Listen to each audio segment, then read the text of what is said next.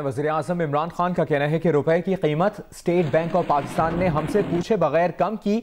ऐसा मैकेनिज्म बना रहे हैं कि स्टेट बैंक ऑफ पाकिस्तान अपने तौर पर रुपए की कीमत तय ना कर सके। वज़ीर-ए-आज़म इमरान खान का कहना है कि रुपए की कीमत स्टेट बैंक ऑफ पाकिस्तान ने हमसे पूछे बगैर कम की है। इसी पर बात करते हैं।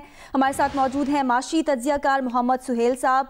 सुहेल साहब, रुपए की कीमत पर मैकेनिज्म बनाने से क्या मुराद है? किस तरह का मैकेनिज्म बनाया जा सकता है? बज़ाहिर लग रहा है कि जो ये सेंट्रल बैंक की जो इंडिपेंडेंसी है इसको खत्म करने की बात हो रही है, या कोई ऐसा सिस्टम बनाने की बात हो रही है कि जिसमें state bank ministry of finance से पूछ कर फैसले करे। आई थिंक ये तो तनकीद की जा रही थी पिछली हुकूमत पे, जहाँ पे इसहाक डार साहब ने पिछली स्टेट बैंक की इंडिपेंडेंसी को मुतासिर किया और रुपए की कदर रोक के रखी। यही नहीं बल्कि फाइनेंस मिनिस्टर साहब असद उमर साहब ने बेशुमार इंटरव्यू में कहा है कि जो रुपए की कीमत का तयन है और इंटरेस्ट रेट का तयन है वो स्टेट बैंक करता है मुल्क की हालात को देखते हुए, और स्टेट बैंक जो है वो इंडिपेंडेंट है। तो इस तनाजुर में ये बात कुछ अजीब सी लग रही है। मेरे ख्याल में मजीद तफसीलात आएंगी तो पता चलेगा कि उनका मकसद क्या है और वो क्या अचीव करना चाह रहे हैं। अच्छा सुहेल साहब, आपसे ये भी जानना चाहेंगे, जो वज़ीर-ए-आज़म ने कहा है कि हुकूमत से पूछे बगैर स्टेट बैंक ऑफ पाकिस्तान ने ये कम की है रुपए की कीमत, क्या ये मुमकिन है? यही होता है, कानून भी यही है, तरीक़ेकार भी यही है। बेशतर ममालिक में यही होता है कि स्टेट बैंक सेंट्रल बैंक जो है वो इंडिपेंडेंट होता है। और ये जो IMF से हम लोन के लिए निगोशिएट कर रहे हैं, IMF तो इसका सबसे बड़ा अलंबरदार है। IMF का तो कहना है कि वो 100% इंडिपेंडेंट होना चाहिए। IMF के कहने पर ही मॉनेटरी पॉलिसी कमेटी जो है इंडिपेंडेंट वो कायम की गई। तो ये जो है बिल्कुल उनका कहना दुरुस्त है कि ये स्टेट बैंक खुद डिसाइड करता है और करना भी उन्हीं को चाहिए, और ये आज से नहीं हमेशा से करता है। ठीक, अब हमारे साथ सुहेल साहब आप मौजूद ही रहिएगा। अभी हमें ज्वाइन कर लिया है माशी तज्जियाकार मुजम्मिल असलम साहब ने भी। मुजम्मिल साहब, डॉलर की एक्चुअल वैल्यू जो है वो क्या है, ये आपसे तो जानना चाहेंगे, और क्या IMF के दबाव पर ऊपर जा सकती है ये वैल्यू? देखिए, IMF का दबाव तो है कि आप अपनी करेंसी को डीवैल्यू करें, और एक्चुअल वैल्यू जो है कभी भी फिक्स नहीं हो सकती।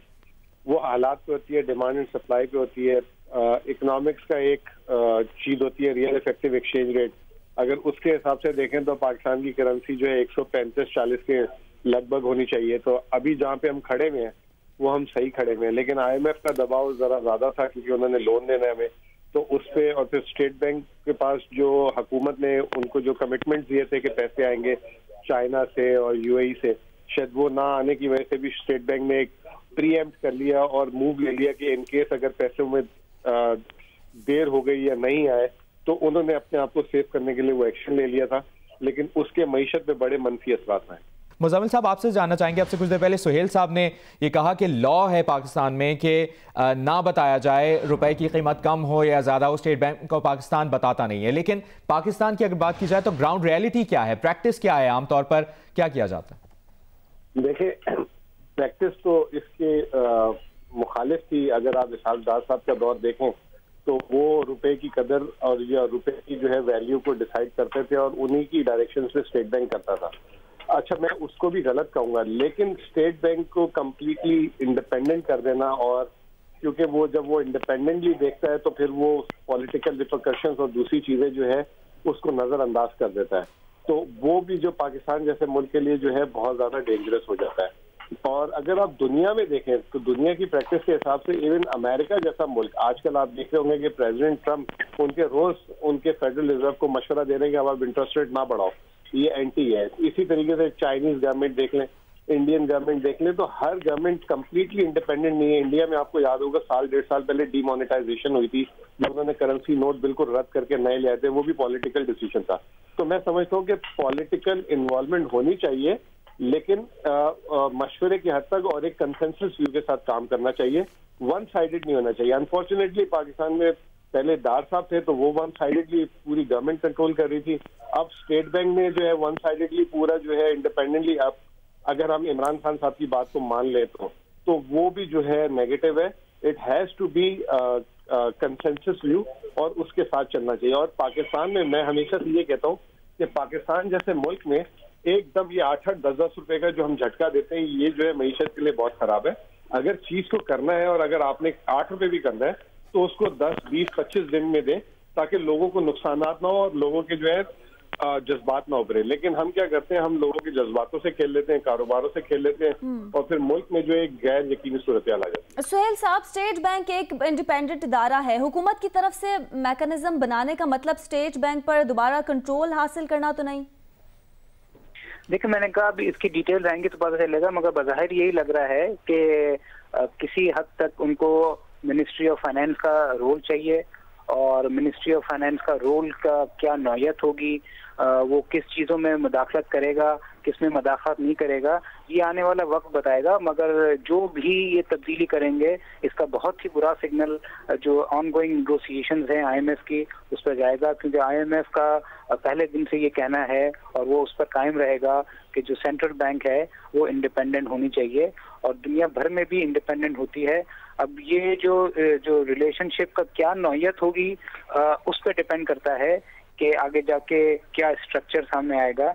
मगर in theory, in practice state bank जो है वो अपने फैसले खुद करता आ रहा है, और जिस तरह मैंने कहा कि पिछली हुकूमत में चूंकि वो खुद नहीं करता आ रहा था, इसी वजह से तनकीद का निशाना बनाया गया था फाइनेंस मिनिस्टर साहब को भी और स्टेट बैंक को भी। वही बात आपने की है सुहेल साहब कि जो वन साइडेड की मुजम्मिल साहब भी जिसका जिक्र करें, मुजम्मिल साहब आपसे जानना चाहेंगे कंसेंसस से क्यों नहीं फिर चला जा सका? अगर माजी की बात की जाए, जिस तरह आपने एग्जाम्पल दिए हैं, और अब की बात की जाए, तो इसका सोल्यूशन फिर क्या है? देखिए, एक चीज होती है डिक्टेशन। अगर मिनिस्ट्री ऑफ फाइनेंस या फाइनेंस मिनिस्टर या प्राइम मिनिस्टर डिक्टेशन दे कि आपने रुपए की कदर को नहीं बढ़ाना, वो तो हो जाएगा बहुत गलत।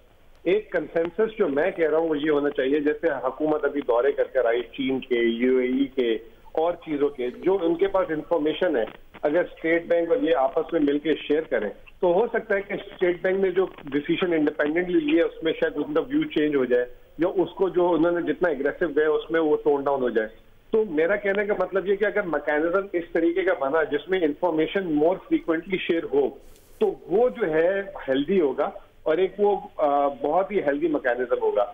अनफॉर्चुनेटली पाकिस्तान में होता क्या है कि सब ने अपनी अपनी मस्जिद बनाई हुई है और वो उसमें बैठे होते हैं और वो किसी को घुसने नहीं देते, और जिसकी वजह से जो है इदारों को भी नुकसान होता है और आवाम को भी नुकसान। ठीक, अब सुहेल साहब, जिस मैकेनिज्म की बात हो रही है, क्या वो इस तरह का मैकेनिज्म होगा कि हुकूमत की जानिब से इंफॉर्मेशन शेयर की जाए स्टेट बैंक ऑफ पाकिस्तान के साथ?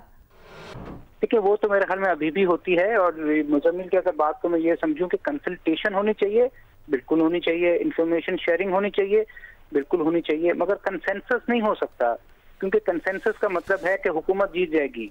जो बंदा आपको नौकरी देता है, जो बंदा आपको गवर्नर स्टेट बैंक लगाता है, जो बंदा आप पावरफुल होता है, कंसेंसस में उसी की चीज होती है। तो मेरे ख्याल में कंसल्टेशन, एक्सचेंज ऑफ व्यूज होना बहुत जरूरी है, मगर हम अगर हुकूमत को कंसेंसस का पावर दे देंगे तो फिर स्टेट बैंक की हार होगी और मिनिस्ट्री ऑफ फाइनेंस की जीत होगी, क्योंकि ministry of finance power wise इसलिए इम्पोर्टेंट है कि जो अपॉइंटमेंट होती है सेंट्रल बैंक की, वो भी तय मिनिस्ट्री या हुकूमत करती है। जी हाँ, जिस तरह आप सुहेल साहब कंसल्टेशन की बात करें, मुजम्मिल साहब मुख्तसरन आपसे जानना चाहेंगे, वज़ीर आज़म तो ये कह रहे हैं कि स्टेट बैंक ऑफ पाकिस्तान अपने तौर पर रुपए की कीमत तय ना कर सके, वो ऐसा मैकेनिज्म बनाने की बात कर रहे हैं।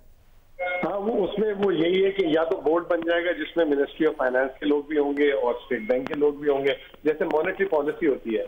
मॉनेटरी पॉलिसी का एक पूरा बोर्ड बैठता है जिसमें प्राइवेट सेक्टर के लोग भी होते हैं, इंडिपेंडेंट लोग भी होते हैं, गवर्नमेंट के भी लोग होते हैं, फाइनेंस मिनिस्ट्री के और स्टेट बैंक के भी होते हैं। तो अगर एक ट्रांसपेरेंट फॉर्मूला बन जाए तो उसमें कोई हर्ज नहीं है, और उसमें एटलीस्ट सारे स्टेक होल्डर्स जब इन्फॉर्म होंगे तो डैमेज मैनेजमेंट आसान हो जाती है। कम से कम ये सुनने को तो नहीं मिलेगा, और प्राइम मिनिस्टर जैसी शख्सियत ये बोल रहे हैं कि जो 2 दफा हुआ है उनको पता ही नहीं चला, और जब उनको पता ही नहीं चला तो वो पॉलिसीज फिर आगे कैसे मुरतब देंगे। तो ये सारी चीजें बहुत अहम है। अगर ये चीजें विद कंसल्टेशन और डिस्कशन हो तो बहुत अच्छी बात है, लेकिन जैसे सुहेल कह रहे हैं, बिल्कुल सही कह रहे हैं कि फैसले की ताकत जो है गवर्नमेंट के पास नहीं होनी चाहिए, वो स्टेट बैंक के पास ही होनी चाहिए, लेकिन कन्विंस करके, ये नहीं कि सिर्फ फैसला कर दिया और बताया नहीं जाए, कन्विंस। ठीक, क्यों? अच्छा सुहेल साहब आपसे ये जानना चाहेंगे, जैसे मुजम्मिल साहब भी कह रहे हैं, अगर तो इंडिपेंडेंस स्टेट बैंक की मुतासिर होती है तो फिर आलमी इदारे हैं जिसमें IMF है, वर्ल्ड बैंक है, वो इसे एक्सेप्ट करेंगे? देखिए यही बहुत बड़ा क्वेश्चन मार्क है, और हम इस टाइम पे ये वाला मुद्दा छेड़ रहे हैं जब हमें पैसों की जरूरत है और आईएमएफ की अशद जरूरत है। इसीलिए मेरे ख्याल में आईएमएफ से ये बात को तय कर लिया जाए कि किस किस्म का कंसल्टेशन हुकूमत का होगा, क्या चीज कानून इजाजत देता है, क्या चीज कानून इजाजत नहीं देता, और क्या चीज ग्लोबल प्रैक्टिस है और पाकिस्तान जैसे मुल्क में क्या चीज होनी चाहिए। तो मेरे ख्याल में हमें कोई भी कंक्लूजन पे नहीं पहुंचना चाहिए वजीर आजम के इस बयान से। आई थिंक ये इट्स टू अर्ली टू से, और इसमें आईएमएफ और दूसरी मल्टीलैटरल एजेंसी से भी मशवरा जरूर करना चाहिए, क्योंकि पाकिस्तान को इस वक्त डॉलर की जरूरत है और पाकिस्तान को इस वक्त ये मल्टीलैटरल एजेंसीज हैं जो सपोर्ट कर सकती हैं। बहुत शुक्रिया आपका। मुआशी तज्जियाकार मोहम्मद सुहेल साहब हमारे साथ मौजूद थे। मुआशी तज्जियाकार मुज़म्मिल असलम साहब, आपका भी बहुत बहुत शुक्रिया।